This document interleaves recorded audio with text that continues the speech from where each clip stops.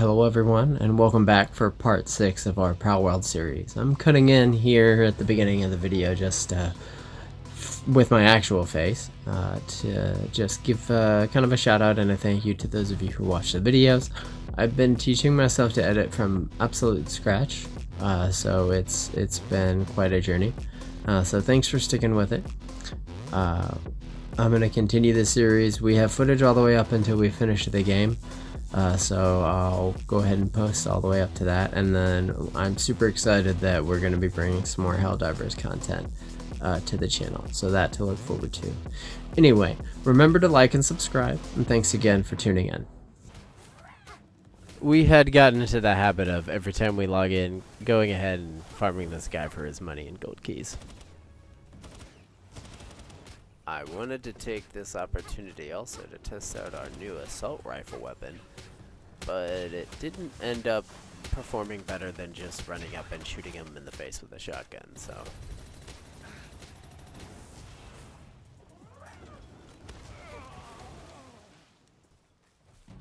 But by this point in the game, whenever we heard this sound, it was nothing but excitement. I'm not saying my behaviors are predictable. Just consistent. At this point in the game, we were taking a look around at our base and realizing that everything was incredibly cramped. And we still had a lot of technology that we needed to build. A lot of like big assembly line stuff that just hadn't even been built yet. So I was just taking a look around and figured we needed to find some more open space.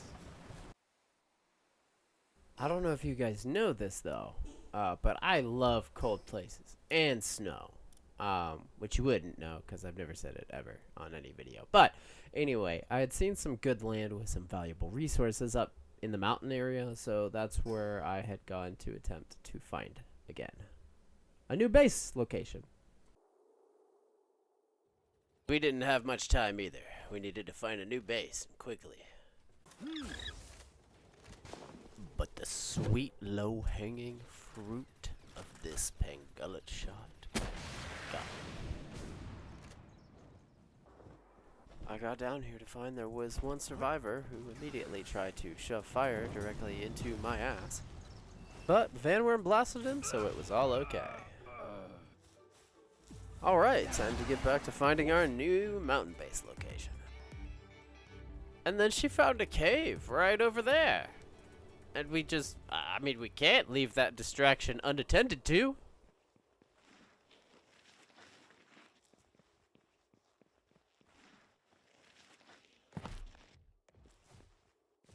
And it turned out to be a very small boss cave with King Packer Christ.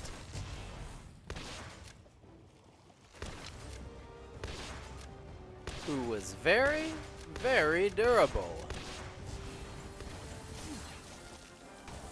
Not quite there yet on the capture, and this is nice. You'd think you'd take the L on this one and stop wasting resources, but no, not me. I'm gonna take that 5% and I'm gonna get it. I'm gonna get it.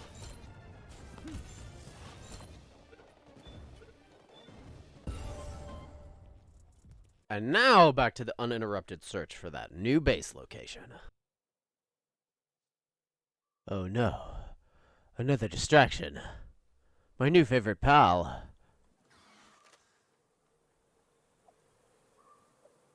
Alright, this is the last distraction, I promise.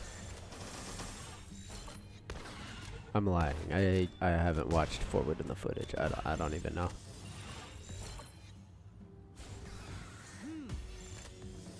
Why do your pals not eat from the feed bag while you're riding them? Whatever. Everything in the mountain was starting to look familiar, so I thought I was coming up on that location that I had seen prior that had so much flat land and some quartz on it. Then I saw this cave to the left. I did not, however, get distracted by this one. And then I found it. The glorious tracts of land I was looking for. My fiance told me she found a pretty big horse that she wanted to fight and capture.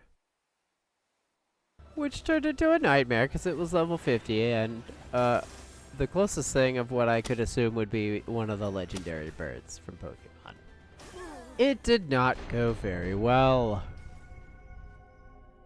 After spending a lot of footage that I cut out figuring out exactly where to put this, we finally decided on a location and began building.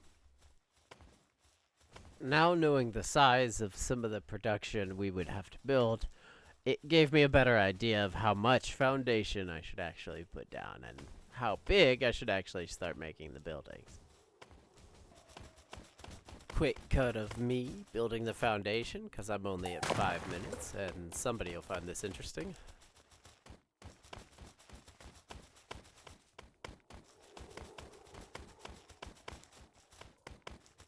Since some of the bigger pals are better at working as well, we needed to make sure we had plenty of room, so we were going to add a second floor, but have it be 2 blocks up instead of just a single block. That way the larger pals can fit. With our new OSHA certified staircase, it was time to begin work on the roof of the first floor.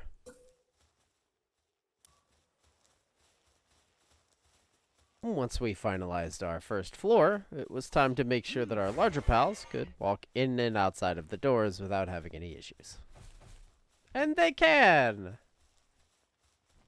We began moving all of our essential infrastructure because that base was to be completely dismantled, and then moved here. Trying to fit all of this inside of the circle was actually quite an interesting predicament. We ended up using the entire circle. In one of these later shots or later videos, you'll end up seeing the entire thing, the entire finished thing. But the pals needed a place to sleep, so I added another building to include all the pal beds in. Built ourselves a little bedroom on the second story and then started working on it. I like building some of that decorative stuff that they put in as optional. It doesn't actually do anything. It'll end up. You'll see it later in some later footage. Ooh, a carpet. More decorative stuff.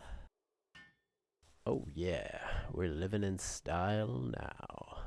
So I placed this ceiling light too, because I thought it would be cool to have, lighting in the building. But I could not figure out for the life of me how to build it, because I just couldn't reach it. Luckily, Pangella could build it when I chucked him directly at it. Somehow. I did try to place some curtains down, but they didn't want to snap to anything at all, so I never did. Our other base we used and kept as an ore farm, and this one we used for cakes. But I had to skip forward a few days in the footage because there was some issues with it. It got lost somehow. But don't worry, nothing important happened during it. You didn't miss anything. But we started dismantling the space, which will happen a few more times during the course of our plague. Since we had swords now, though, farming this guy was way easier.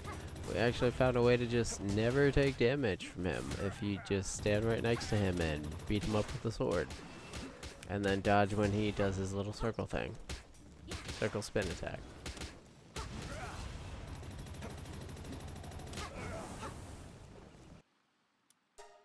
I've also bought enough power fluid from this man to fuel the entire Terminate Extinction war effort.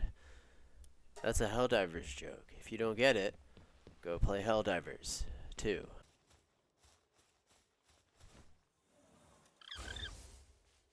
I had no idea what just happened when this actually occurred, but watching back at the footage, Jormuntide Angus actually produces heat and was keeping me alive at 1 HP until I unsummoned him, and then I immediately was knocked unconscious by the cold. And now we had a lot of crafting to do to prepare for our next encounter, because we are preparing for the next boss. Anyway, this is the end of episode 6. Thank you so much again for tuning in. I am Neoxys. Please remember to like and subscribe on the video, and feel free to leave a comment.